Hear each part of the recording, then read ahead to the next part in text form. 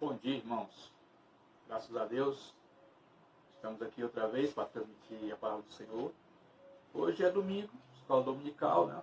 Seria o tempo da escola. Nós temos procurado trazer sempre o estudo domingo pela manhã. Estamos dando continuidade ao texto que a gente tem usado de Filipenses. Acho que já é o quarto estudo que a gente tem dado. Então, você que tem acompanhado, né? Continua. E se você perdeu algum, está no YouTube. Você pode estar olhando lá e revendo ou vendo se você tiver perdido. Então hoje queremos ir para o capítulo 2, a parte versículo 12. Mas antes disso, nós queremos estar orando ao nosso Deus, agradecendo por essa manhã, por esse dia e pelo seu cuidado com nossas vidas. Oremos ao Senhor.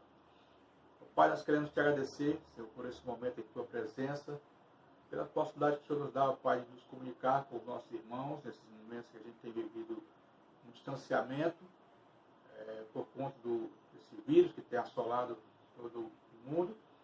Nós estamos gratos a Ti, ó Pai, pelo Teu cuidado, a Tua proteção, e porque, apesar de tudo, o Senhor tem nos confortado, nos consolado, nos dado ânimo, Pai, para continuarmos seguindo a Tua palavra, continuarmos, ó Pai, vivendo a vida que o Senhor tem dado a nós. Ó Pai, também orando pelos irmãos, nos preocupando com cada um deles, eles também conosco. E, ó Pai, sentindo cada vez mais o Senhor próximo a nós. Sabemos que temos um anseio muito grande de retornarmos às nossas atividades normais. E por isso que o Senhor está também cuidando de nós, para que a gente possa se contentar com o que temos no momento. E é o que estamos fazendo, ó Pai, nesse instante. Estamos transmitindo a Tua palavra por meio virtual, já que não podemos estar presentes. Mas sabemos que o Senhor pode usar a Tua palavra grandemente para tocar os corações, para edificar vidas, que é o objetivo desse momento agora, ó Pai. Nos abençoa. Nós que vamos falar e aqueles que vão estar ouvindo aí nas suas lares, nas suas casas, que o Senhor possa abençoar a todos. Assim te rogamos, ó Deus, em nome de Cristo. Amém. Ok. Como a gente tem falado aqui em Filipenses, é uma sequência, né? Você deve estar lembrando do que a gente falou, senão a gente está sempre recordando alguns fatos para você ficar atualizado do que vamos falar hoje, né? Então vamos ler e depois a gente faz alguns comentários. Pelo menos a primeira parte que eu queria ler com vocês, o versículo 12 até o versículo 18. E o seguinte: assim, meus amados, como sempre vocês obedeceram, não apenas na minha presença, porém muito mais agora na minha ausência, ponham em ação a salvação de vocês com temor e tremor, pois é Deus quem efetua em vocês tanto o querer quanto o realizar, de acordo com a boa vontade dele. Façam tudo sem queixas, nem discussões, para que venham a tornar-se puros e irrepreensíveis, filhos de Deus inculpáveis no meio de uma geração corrompida e depravada, na qual vocês brilham como estrelas no universo, retendo firmemente a palavra da vida. Assim, no dia de Cristo, eu me orgulharei de não ter corrido nem me esforçado inutilmente. Contudo, mesmo que eu esteja sendo derramado como oferta de bebida sobre o serviço que provém da fé que vocês têm, o sacrifício que oferece a Deus. Estou alegre e me regozijo com todos vocês. Estejam vocês também alegres e regozijem-se comigo. Amém. Né? Pois bem, a gente vai lembrar aqui do que nós falamos anteriormente, até porque no versículo 12, o apóstolo Paulo começa dizendo assim: assim, meus amados irmãos, algumas traduções de assim, pois.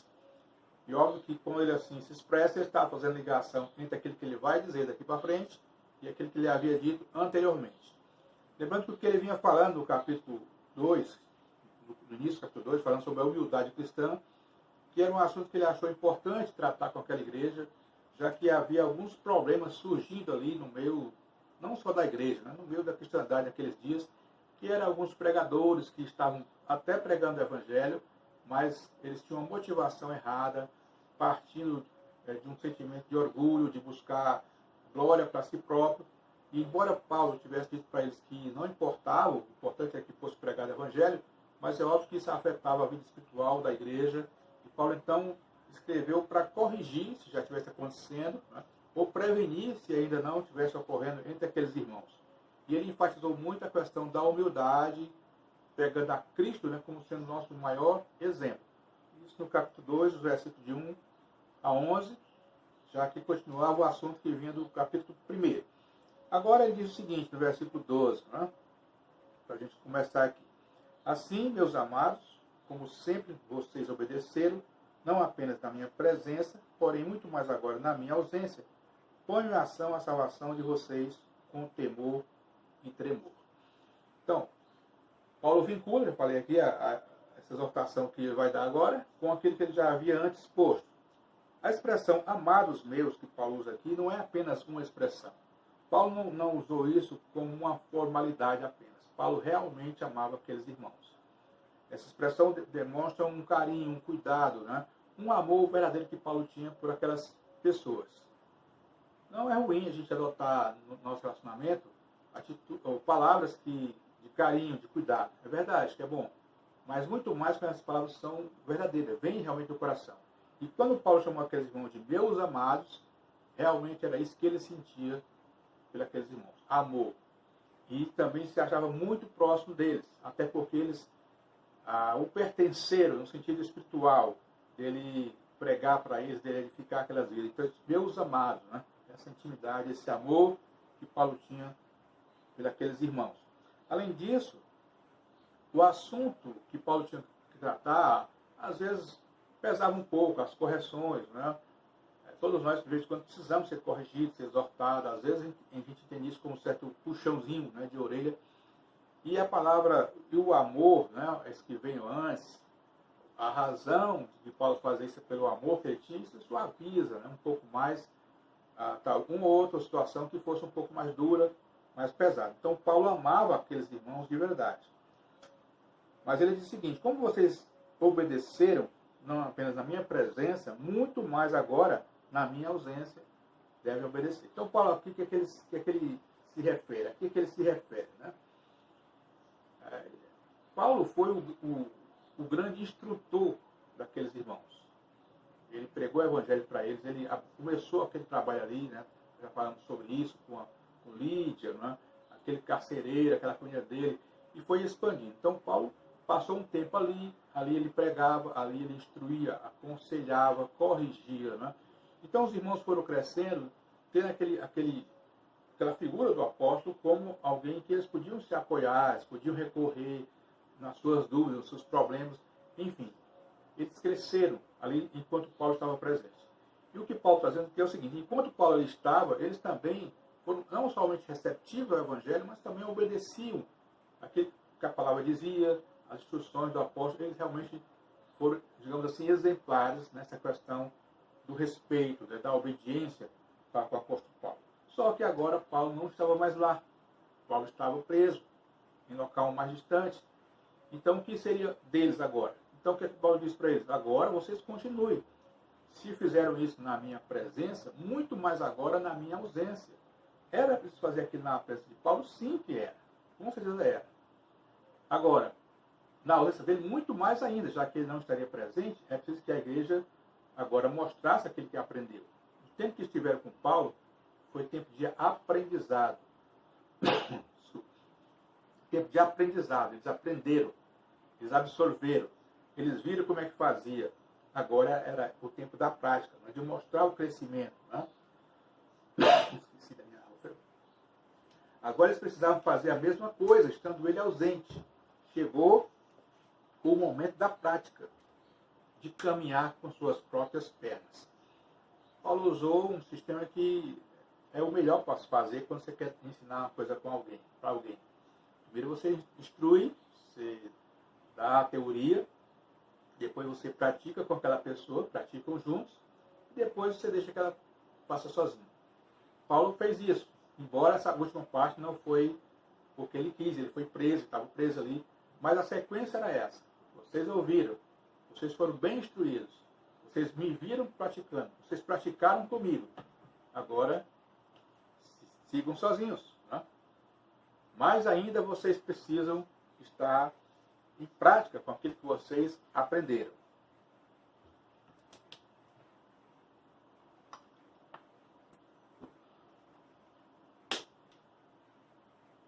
Mas no final do versículo, ele diz assim: ponham em ação a salvação de vocês com temor e tremor. A outra versão, a atualizada, diz o seguinte: desenvolvam a vossa salvação. Desenvolver a salvação. Ou ponha em ação a salvação que vocês têm, que vocês aprenderam. Chegou a hora de crescer, de mostrar crescimento, de colocar em prática tudo aquilo que aprenderam. A salvação, Paulo já havia ensinado isso, eles já sabiam disso, né? Experimentaram isso. A salvação é um ato gratuito de Deus. Nenhum de nós fez algo o suficiente para merecer a salvação. Paulo diz, pela graça sois salvos mediante a fé, isso não vem de vós, é dom de Deus, não de obras, para que ninguém se glorie. Então, a igreja tinha consciência de que a salvação era pela fé. Era um ato de Deus para as pessoas, era uma coisa gratuita do Senhor. Mas, por outro lado, o homem tem a sua participação. Deus não viola o direito do homem de suas escolhas. Não tira do homem a sua participação. É claro que a instrução vem de Deus, o dom vem de Deus, mas a prática é do homem. E aquilo que Paulo está dizendo para aqueles irmãos é o seguinte: vocês têm tudo já dado por Deus, agora continue, desenvolvam, né? Se envolvam com a obra, procurem exercer os dons que vocês receberam de Deus. Né? Vão fazer as coisas confiando em Deus, que Deus vai suprir as suas necessidades, ou seja, façam a sua parte, né? Desenvolva a sua salvação. Enquanto eu estava lendo aqui o texto e refletindo, você pensa nas pessoas que você cuida e você pensa também quando você estava sendo cuidado. Né? E a gente percebe que quando a gente está sendo cuidado, os nossos instrutores, preletores, eu tive vários, na minha conversão à igreja era cuidado por missionários, então tinha muita gente dentro da igreja que podia nos estar instruindo, além do pastor, e a gente percebe, ouvia muitos ensinamentos importantes, exemplos de vida, mas você sabia que aquilo ali só ia ser válido para você se você conseguisse não só absorver na mente, no coração, mas que pusesse também em prática. Então isso foi igual para todos. Alguns conseguem caminhar, né? Desenvolver, outros um pouco mais lento, e outros não conseguem. Isso prova o quê? Que recebemos de Deus, é dado por Deus, mas cabe a cada um de nós exercitar, desenvolver, como Paulo disse aqui. Então, é algo que você tem que pensar aí na sua casa. Você está desenvolvendo a sua salvação? O que você ouviu de Deus em companhia dos outros irmãos foi o mesmo ensinamento, a mesma preocupação com a palavra, com o ensinamento, com a verdade? Você tem os dons que veio de Deus, como os outros irmãos também têm. Então, como você está desenvolvendo tudo isso? Como você está exercitando isso? O que você está fazendo com esse dom, esse talento que Deus te deu? A resposta é sua. Né? O versículo 13 diz: pois é Deus quem efetua em vocês tanto querer quanto realizar, de acordo com a boa vontade de Deus. Esse versículo 13, ele enfatiza mais o lado divino, né, na questão da salvação e até da continuidade dela depois daquele ato inicial do seu novo nascimento. Né? Então, Paulo diz o seguinte, que Deus é quem efetua tanto o querer quanto o realizar. Então, mesmo quando a ação é executada pelo homem, mesmo quando nós é que vamos evangelizar, que vamos pregar, que vamos testemunhar, que vamos fazer algo que está dentro do nosso desejo de servir ao Senhor e dentro da nossa capacitação que Deus nos proveu, ainda assim, na hora que nós vamos fazer, é Deus que nos dá essa força. Né? É Deus que nos dá o poder. Tá? Sempre que você lê o texto da palavra, você vai perceber isso. Né? Os apóstolos, quando foram pregar, então, é claro que a gente percebe que não só havia a ação humana deles quererem compartilhar, deles quererem alcançar o dom que cada um tinha, mas a gente via que o poder de Deus estava sobre eles para que eles dessem a resposta certa a quem lhes perguntava. Né? A gente vê isso nos apóstolos, nos profetas do passado e vemos isso nos dias de hoje. Né? Então, Deus age.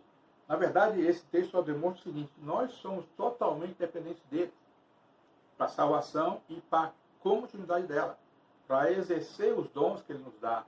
Por isso que quando nós conseguimos desempenhar um papel que Deus nos coloca, um desafio que nós recebemos, seja lá o que for, você é um evangelista, você é um pregador, você é um pastor, você é alguém que foi chamado para louvar a Deus, de tal forma que outras pessoas sejam tocadas pela a sua voz, o seu talento, enfim, para a edificação da igreja. Quando você percebe que tudo que você fez alcançou o objetivo, né, e que houve o mover de Deus naquelas vidas, das pessoas ali, então quem é que temos que glorificar? Ao nosso Deus. Uma pessoa que reconhece isso, ela sempre vai entender que apesar do seu dom, do seu talento e da sua disposição, foi Deus que realizou, foi através dele que tudo pôde acontecer. E só por ele aquilo aconteceu. Então, é nesse sentido que o texto está então, nos advertindo, nos falando, nos ensinando. O versículo 14. Façam tudo sem queixas, nem discussões. A murmuração está na outra versão.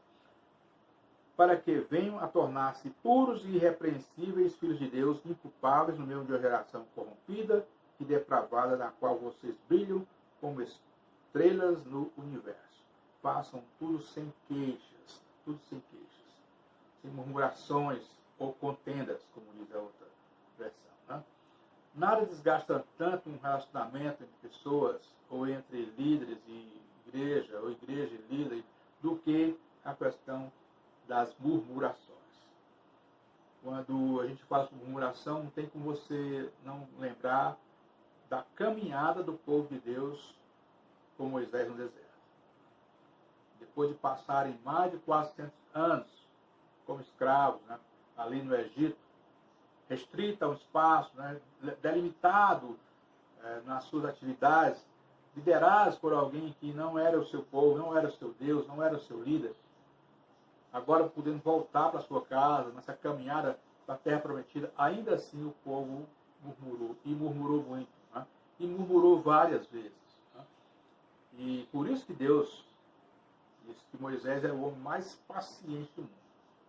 Porque quando você lê aquele texto, você mesmo fica pensando, se eu fosse Moisés, né, eu mesmo tinha dito a Deus para tomar alguma providência. Mas não, Moisés aguentou uma vez paciente. Deus é que às vezes se impacientava ou perdia, digamos assim, via que aquele estava demais e dizia, não, eu vou ter que dar um castigo nesse povo. Então eles costumavam então castigar as pessoas e aí Moisés ia interceder pelo seu povo e Deus então ouvia Moisés, né, e amenizava o que ele já estava fazendo por causa das murmurações, da rebeldia, das contendas daquele povo. Há um texto no livro de Tito 3 e 9, eu gosto muito desse texto de Tito sobre esse assunto, ele fala o seguinte: evite, porém, controvérsias tolas, genealogias, discussões e contendas a respeito da lei, porque essas coisas são inúteis e sem valor. E esse princípio ele vale para todas as coisas. Discussões sobre assuntos que não são interessantes ou que têm algum interesse, mas que vão causar confusões, dissensões, né, devem ser evitados, tanto dentro da igreja como entre igrejas.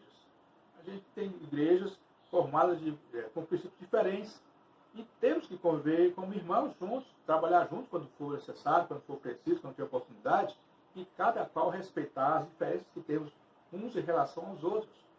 Não adianta você tentar discutir coisas que muitas vezes já vêm de 1000, 2000 anos atrás. Então respeite, né? Ame. E se for dentro da igreja, é a mesma coisa. Essa questão das contendas, das queixas, fazer alguma coisa e fazer mal feito ou fazer com reclamações, isso não glorifica a Deus, isso é ruim para o seu crescimento espiritual, isso é ruim para quem cuida, para quem lidera. Então, Paulo passa essa instrução à igreja. Vocês estão aí, estão sem a minha pessoa presente, a aula tem que continuar, então façam. Mas façam sem murmurações, sem queixas, sem discussões, sem contendas. Outro texto aqui, versículo 15. Para que venham a tornar-se puros e irrepreensíveis, filhos de Deus inculpáveis no meio de uma geração corrompida e depravada. Então, ele via isso como uma prerrogativa para você ir mais além, para você desenvolver, para você crescer, para você se tornar puro, né? Irrepreensível. Então, uma pessoa que vive com reclamações, com queixas, mesmo que ache que tenha razão, isso não prova nenhum crescimento espiritual da sua parte ou da minha parte. Né? A A gente releva essas coisas quando a gente está crescendo espiritualmente. A gente não trata isso como sendo tão importante, mais do que o nosso objetivo, do que a nossa fé, do que o nosso amor, do que o nosso bom relacionamento. Então Paulo diz, olha, evite essas coisas, façam sem murmuração, façam sem queixas, façam sem contendas, para que vocês sejam ou se tornem puros e irrepreensíveis. E é interessante essa expressão, puros e irrepreensíveis. Obviamente, você sabe que Deus não está dizendo aqui através de Paulo que a gente vai ser perfeito, que nós não vamos ter falhas, que nós vamos ter erros, que nós vamos ter pecados. Né?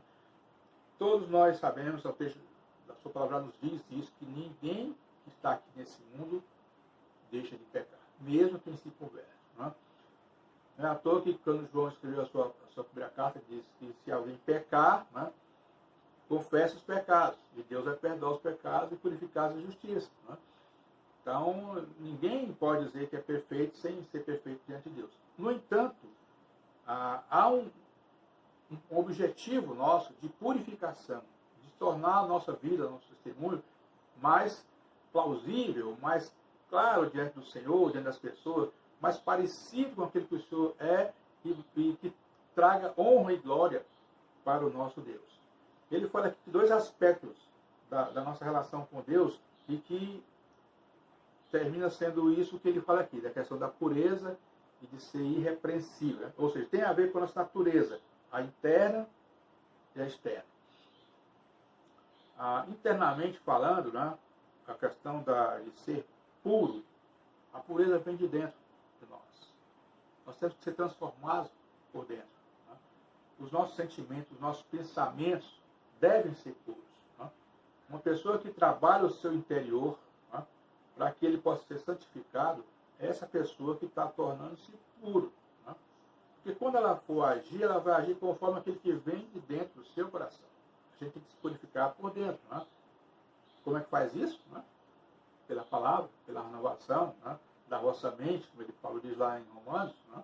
Enfim, mas isso tem que ser feito. Isso é interior de cada um de nós. Né? Deveríamos ser puros, singelos, sem mistura. Sem mistura. Por outro lado, a questão exterior, né, deveriam ser o quê? Inculpáveis. Aí são as atitudes, são as ações que devem, quando nós agimos como cristãos, não permitir que ninguém levante nada contra nós, o mundo faça isso contra nós, e nem o próprio Deus. Né?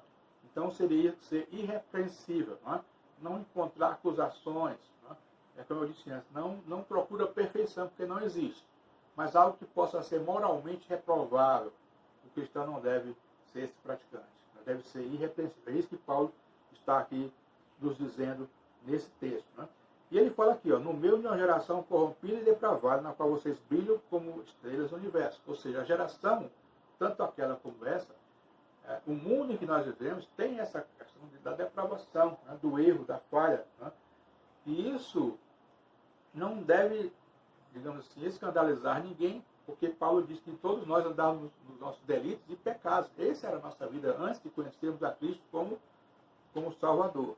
Certo? O fato é que o mundo em que nós vivemos, as suas ações, elas têm uma influência muito grande do maligno.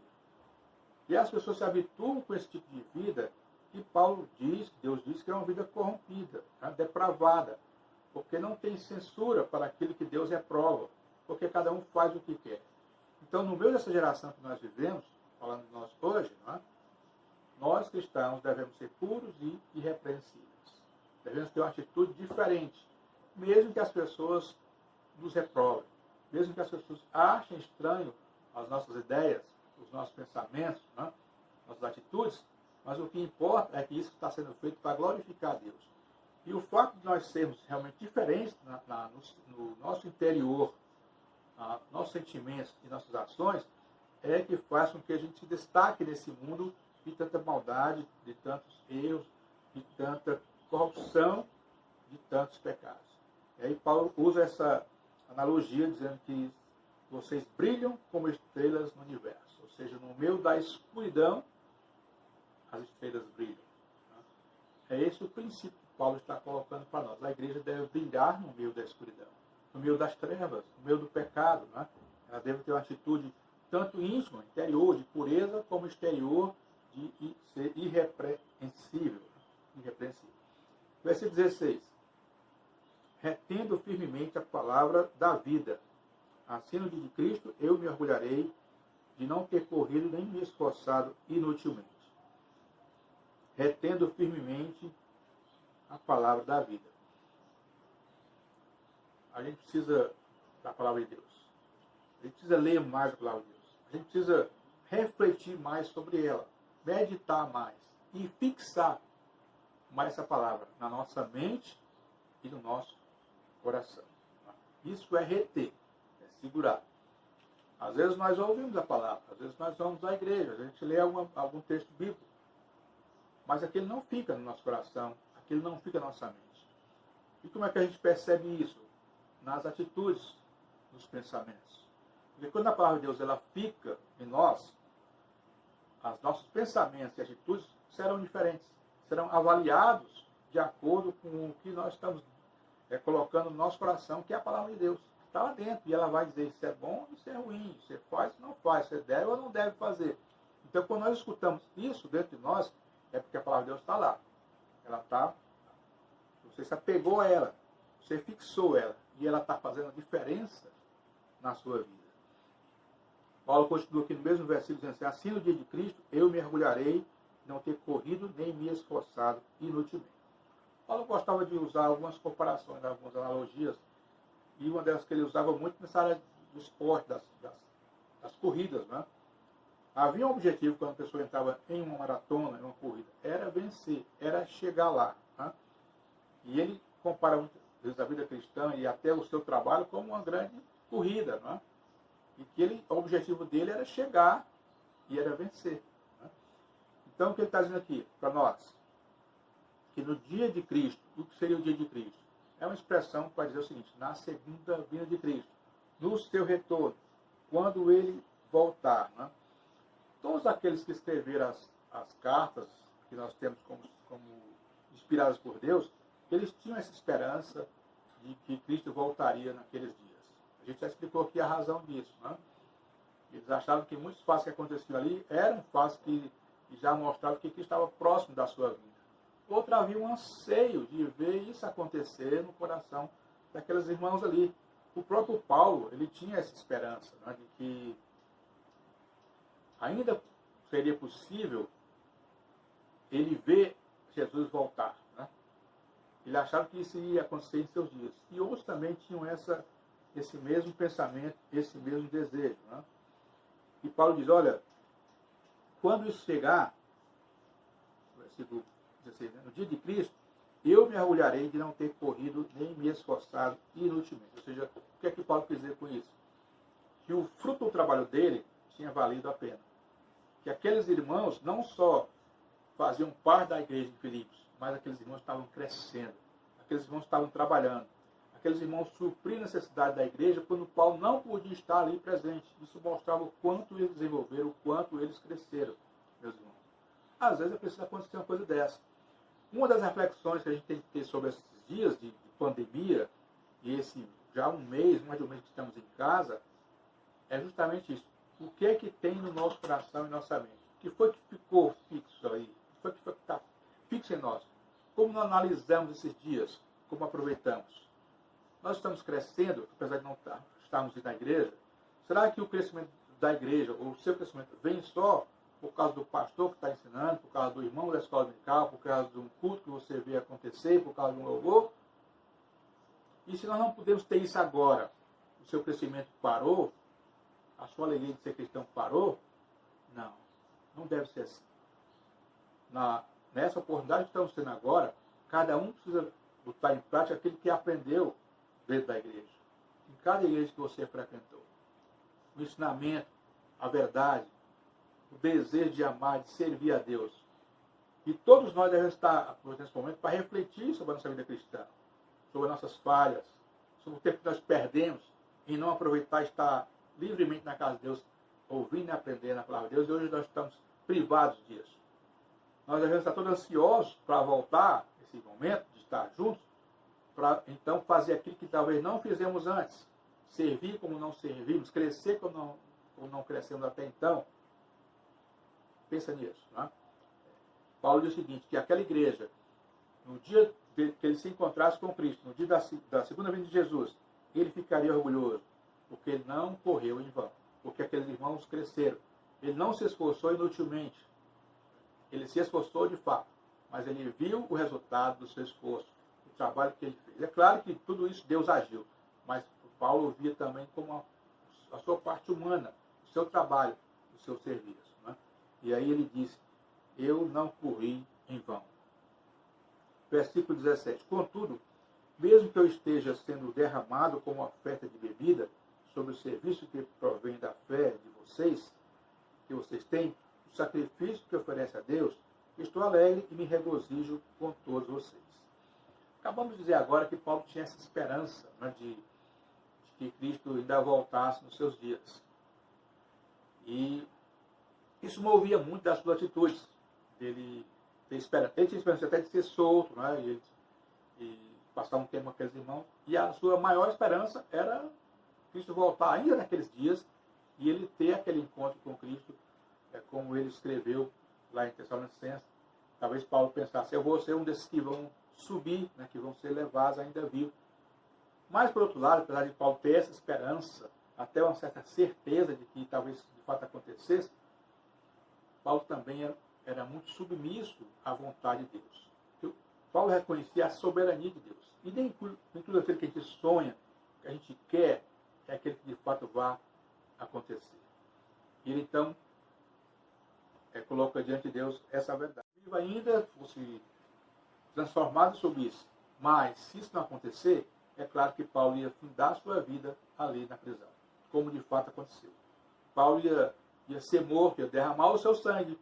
Já vinha acontecendo isso já há algum tempo, mas finalmente Paulo ia perder a sua vida ali na prisão.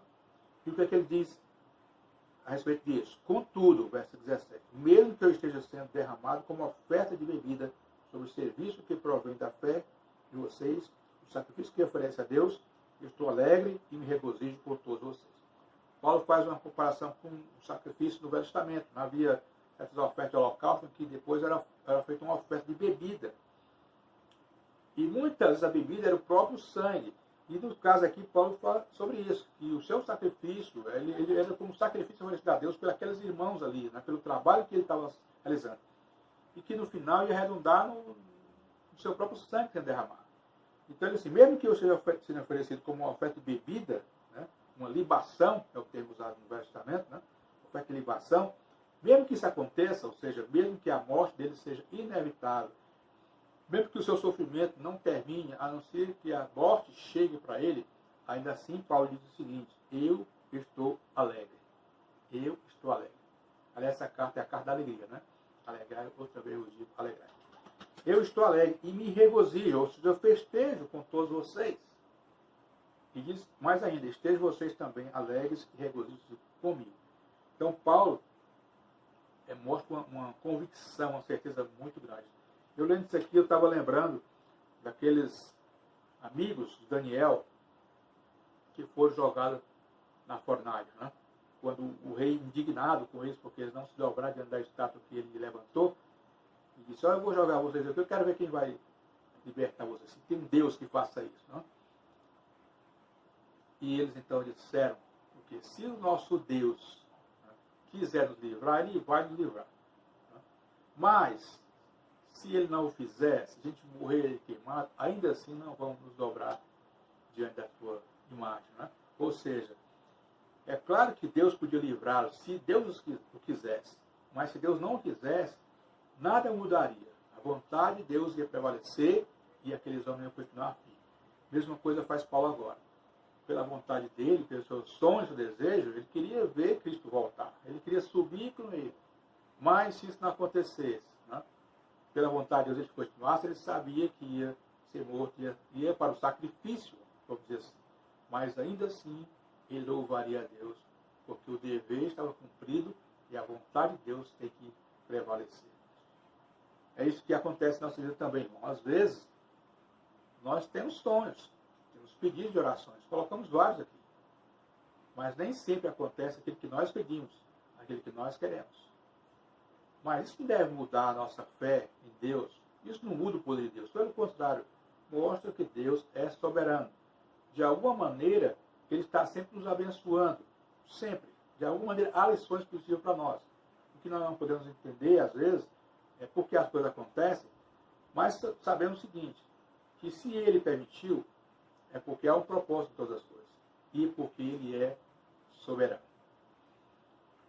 Para a gente finalizar os versículos seguintes, Paulo fala aqui de dois homens, que eu queria finalizar com esses dois homens aqui que ele fala. Timóteo e Epafrodito. Timóteo, Paulo escreveu aí 2 cartas, vocês sabem muito mais sobre Timóteo do que sobre Epafrodito, que só fala sobre ele aqui. Diz Paulo o seguinte, que espero no Senhor enviar Timóteo brevemente, para que eu também me sinta animado quando receber a notícia de vocês. Não tenho ninguém que com ele tenha interesse sincero, como ele, sincero pelo bem-estar de vocês, pois todos buscam seus próprios interesses, e não os de Jesus Cristo. Mas vocês sabem que Timóteo foi aprovado porque serviu comigo no trabalho do Evangelho, como um filho ao lado do seu pai. Portanto, é ele quem espero enviar, tão logo me certifique da minha situação, confiando no Senhor que em breve poderei ir também. Então, a primeira pessoa que Paulo cita aqui é Timóteo. Claro, Paulo sabia que, apesar da sua carta, das suas instruções, aquela igreja ia sofrer. Sem o seu líder, com seitas ou heresias chegando ali. Então, o que é que Paulo pensou? Eu estou com Timóteo aqui, vou mandar Timóteo. Por que eu mando Timóteo? Porque Timóteo, ele é uma pessoa da minha extrema confiança. Eu mesmo discipulei, ele cresceu comigo, trabalhou comigo no Evangelho, serviu o Evangelho junto comigo. Então, tinha um perfil de alguém que ele podia confiar, dele chegar naquela igreja lá em Filipos e instruir, ajudar, corrigir, representar Paulo, enquanto Paulo estava preso e Timóteo estava visitando aquela igreja ali. Então, Paulo ficaria muito mais tranquilo em saber que alguém da sua confiança estando indo ali para conversar, para dar notícia de Paulo para a igreja, mas também para ajudar a igreja naqueles dias em que Paulo não estava presente. Então, essa pessoa de sua absoluta confiança era Timóteo. Também porque Timóteo era uma pessoa que amava aquela igreja, né? Uma pessoa íntegra, uma pessoa correta, né? Fiel ao próprio apóstolo Paulo. E por tudo isso, quando Timóteo voltasse, Paulo ia ouvir as notícias da igreja e esperar notícias boas, né? Que já era uma boa igreja e com aquilo que eles pudessem absorver, ouvir de Timóteo, é claro que a igreja poderia até melhorar mais ainda, e quando voltasse Timóteo, Paulo se alegraria até mais com as notícias que ele receberia da igreja de Filipos. Os versículos seguintes, 25 até o 30, contudo, penso que será necessário enviar de volta Epafrodito, meu irmão, cooperador e companheiro de lutas, e mensageiro que vocês enviaram para atender às minhas necessidades. Pois ele tem saudade de todos vocês e está angustiado porque ficaram sabendo que ele esteve doente. De fato, ficou doente e quase morreu. Mas Deus teve misericórdia dele, e não somente dele, mas também de mim, para que eu não tivesse tristeza sobre tristeza. Por isso logo o enviarei, para que quando virem novamente, fiquem alegres e que eu tenha menos tristeza. E peço que vocês o recebam no Senhor com grande alegria e honrem homens como este, porque ele quase morreu por amor à causa de Cristo, arriscando a vida para suprir a ajuda que vocês não me podiam dar.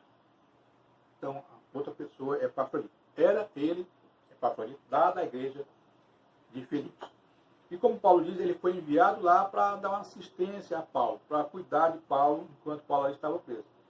Pela história que Paulo relata aqui, ele demorou mais do que talvez o esperado, porque ele ficou um longo tempo lá, e durante o tempo que ele ficou, ele adoeceu, e foi uma doença muito séria. Paulo diz aqui quase que ele morre. Ainda bem que ele não morreu, para a minha tristeza, porque seria uma tristeza em cima de outra, porque já, às vezes, no sentido que ele já estava ali limitado, né, sofria pela limitação, pelas dores da prisão, e a morte de Epafrodito seria uma dor maior para Paulo.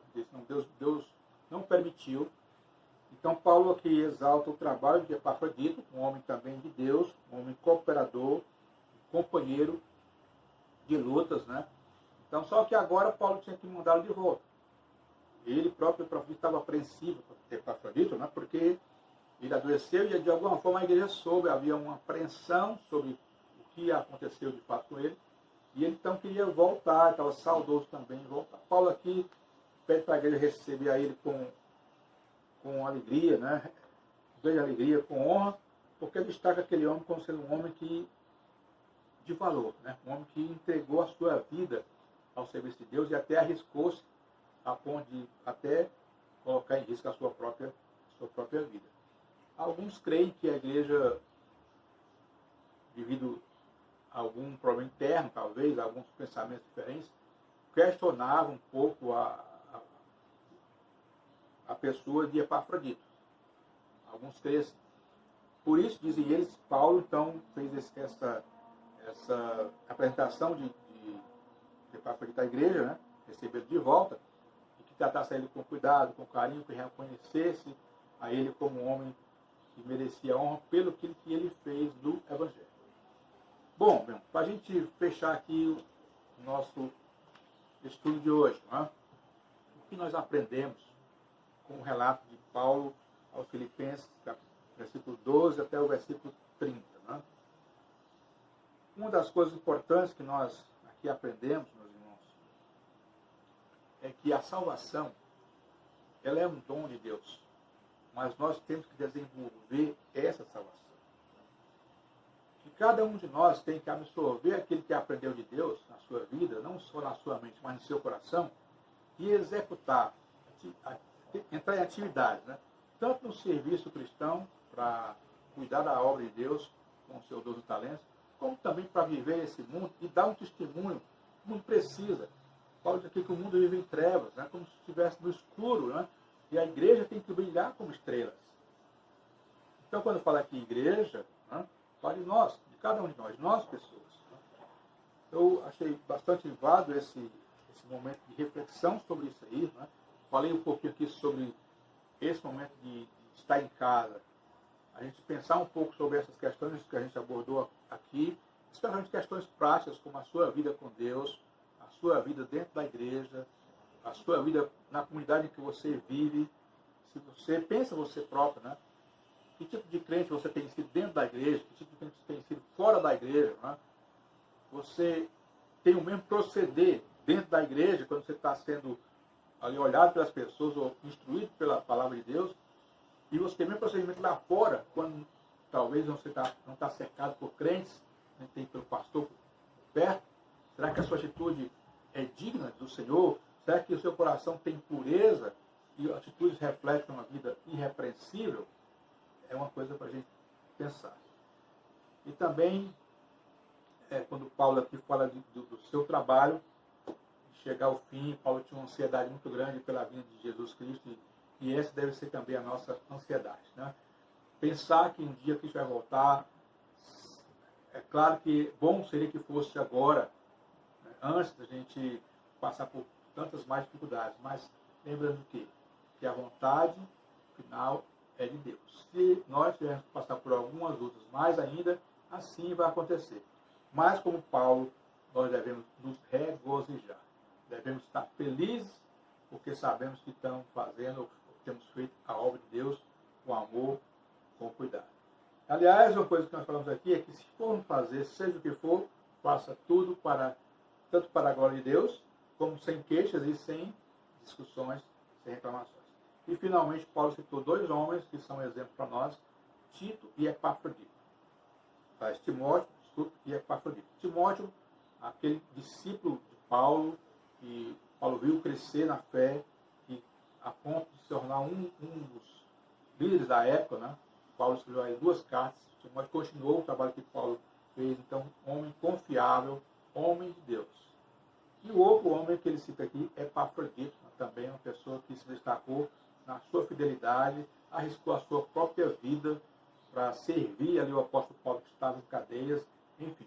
São um exemplo para nós também. Né? Que Deus toque o nosso coração e que a nossa vida seja uma vida prática no serviço do Senhor. Né?